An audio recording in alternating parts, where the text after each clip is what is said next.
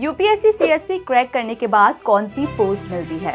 UPSC और civil service का जिक्र होते ही दिमाग में सबसे पहले आईएएस आईपीएस जैसी सर्विसेज का ख्याल आता है, लेकिन अखिल भारतीय सेवाओं के अलावा भी यूपीएससी में सरकारी नौकरी के कई ऑप्शन होते हैं। ज्यादातर उम्मीदवार संघ लोक सेवा आयोग की ऑल इंडिया सर्विसेज की तैयारी करते हैं, लेकिन रैंक कम होने पर उन्हें सिविल सर्विसेज की ग्रुप ए और ग्रुप बी की नौकरियां ऑफर की जाती है। ग्रुप ए सर्विस कैटेगरी में 16 सेवाओं को शामिल किया गया है, जिसमें नंबर 1 पर आती है भारतीय विदेश सेवा, यानी कि इंडियन फॉरेन सर्विस। भारतीय विदेश सेवा सबसे लोकप्रिय ग्रुप ए सिविल सर्विसेज में से एक है। आईएफएस अधिकारी को लवासना यानी कि मसूरी में प्रशिक्षण देने के बाद नई दिल्ली में स्थित विदेश सेवा संस्थान में भेज दिया जाता है। आईएफएस अधिकारी को भारत के विदेशी मामले देखने की जिम्मेदारी दी जाती है। आईएफएस अफसर उच्चायुक्त, राजदूत, संयुक्त राष्ट्र में भारत के स्थायी प्रतिनिधि और विदेश सचिव बन सकते हैं। नंबर 2, भारतीय लेखा परीक्षा और लेखा सेवा यानी कि आईएएस। ये भी काफी लोकप्रिय सेवा है। इन अफसरों को NAAA यानी कि शिमला में प्रशिक्षित किया जाता है। यह विभाग कंट्रोलर एंड ऑडिटर जनरल के अंतर्गत आता है। ये अफसर केंद्र सरकार, राज्य सरकारों और सार्वजनिक क्षेत्र के उपक्रमों के फाइनेंस ऑडिट करते हैं। नंबर 3, भारतीय सिविल लेखा सेवा यानी कि ICS। Indian civil account service के अफसर वित्तीय मंत्रालय के अधीन काम करते हैं। इन्हें राष्ट्रीय वित्तीय प्रबंधन संस्थान फरीदाबाद और सरकारी लेखा और वित्तीय संस्थान में प्रशिक्षण दिया जाता है। नंबर 4, भारतीय कॉर्पोरेट विधि सेवा।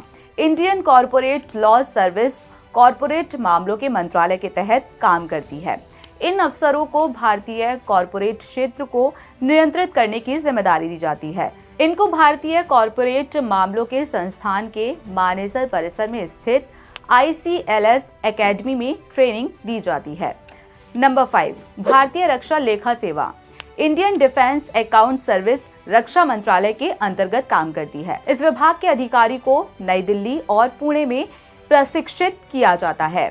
IDAS कैडर के अधिकारी मुख्य रूप से सीमा सड़क संगठन, defence research and development organisation और आयुध कारखानों में काम करते हैं। नंबर 6, भारतीय रक्षा संपदा सेवा। इंडियन डिफेंस एस्टेट सर्विस विभाग के अधिकारियों को नई दिल्ली में स्थित राष्ट्रीय रक्षा संपदा संस्थान में प्रशिक्षण दिया जाता है।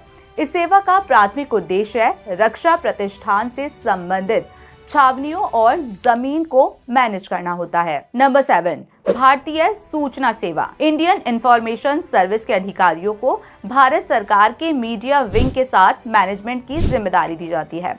ये अफसर सरकार और जनता के बीच सेतु का काम करते हैं। IIS सूचना और प्रसारण मंत्रालय के अंतर्गत आता है। इन अधिकारियों को प्रारंभिक प्रशिक्षण भारतीय जन संरचना संस्थान में दिया जाता है। इसके बाद इन्हें DD, PIB, AIR जैसे मीडिया विभागों में नौकरी मिलती है। नंबर 8, भारतीय आयुध फैक्ट्री सेवा। इंडियन ऑर्डिनेंस फैक्ट्री सेवा को ऐसे भारतीय आयुध कारखानों के प्रबंधन की जिम्मेदारी सौंपी गई है जो रक्षा उपकरण, हथियार और गोला बारूद का उत्पादन करते हैं। यह सर्विस रक्षा मंत्रालय के अंतर्गत आती है। इस विभाग के लिए भर्ती किए गए उम्मीदवार 1 से 3 महीने की अवधि के लिए नागपुर स्थित राष्ट्रीय रक्षा उत्पादन अकेडमी में प्रशिक्षण लेते हैं। नंबर 9, भारतीय संचार वित्तीय सेवा। इंडियन कम्युनिकेशन फाइनेंस सर्विस के लिए भर्ती किए गए उम्मीदवार फरीदाबाद स्थित राष्ट्रीय वित्तीय प्रबंधन संस्थान में ट्रेनिंग हासिल करते हैं। इस विभाग का प्राथमिक उद्देश्य भारतीय डाक और दूर संचार विभागों का लेखा और वित्तीय सेवाएं प्रदान करना है। नंबर 10, भारतीय डाक सेवा। इंडियन पोस्ट सर्विस के लिए भर्ती किए गए उम्मीदवारों को गाजियाबाद स्थित रफी अहमद किदवई राष्ट्रीय डाक अकेडमी में ट्रेनिंग दी जाती है। IPOS अधिकारियों को भारतीय डाक में उच्च श्रेणी के अधिकारियों के तौर पर भर्ती किया जाता है। नंबर 11, भारतीय रेलवे लेखा सेवा। इंडियन रेलवे अकाउंट सर्विस में कार्यरत अधिकारी भारतीय रेलवे के वित्तीय और खातों के रखरखाव और प्रबंधन के लिए जिम्मेदार होते हैं। इन्हें नागपुर में national academy of director taxes में 2 साल तक प्रशिक्षण दिया जाता है। नंबर 12, भारतीय रेलवे कार्मिक सेवा। इंडियन रेलवे फॉरेन सर्विस के अधिकारियों का प्रारंभिक प्रशिक्षण लवासना से शुरू होता है। फिर ट्रेनिंग का अगला सत्र बड़ोदरा स्थित भारतीय रेलवे राष्ट्रीय अकेडमी में होता है। इस विभाग के अधिकारियों की प्राथमिक जिम्मेदारी भारतीय रेलवे के मानक संसाधनों का प्रबंधन है। नंबर 13, भारतीय रेल यातायात सेवा। इंडियन रेलवे ट्रैफिक सर्विस के अधिकारी बड़ोदरा स्थित रेलवे स्टाफ कॉलेज और लखनऊ में स्थित भारतीय रेलवे परिवहन प्रबंधन संस्थान में प्रशिक्षण लेते हैं। इन्हें भारतीय रेलवे के लिए राजस्व सृजन की जिम्मेदारी सौंपी जाती है। यह सेवा रेलवे और जनता के बीच पुल बनाने का काम करती है। नंबर 14, भारतीय राजस्व सेवा। इंडियन रेवेन्यू सर्विस ऑफिसर लवासना में प्रारंभिक प्रशिक्षण लेते हैं। फिर आगे के लिए प्रशिक्षण के लिए उन्हें NADT नागपुर और फरीदाबाद में स्थित राष्ट्रीय सीमा शुल्क, उत्पादन शुल्क और नारकोटिक्स अकेडमी भेज दिया जाता है। IRS अधिकारी वित्तीय मंत्रालय के अधीन काम करते हैं। नंबर 15, भारतीय व्यापार सेवा।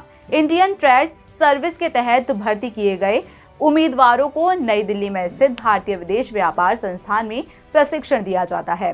इस विभाग का प्राथमिक लक्ष्य देश के लिए अंतर्राष्ट्रीय व्यापार और वाणिज्य का प्रबंधन करना है।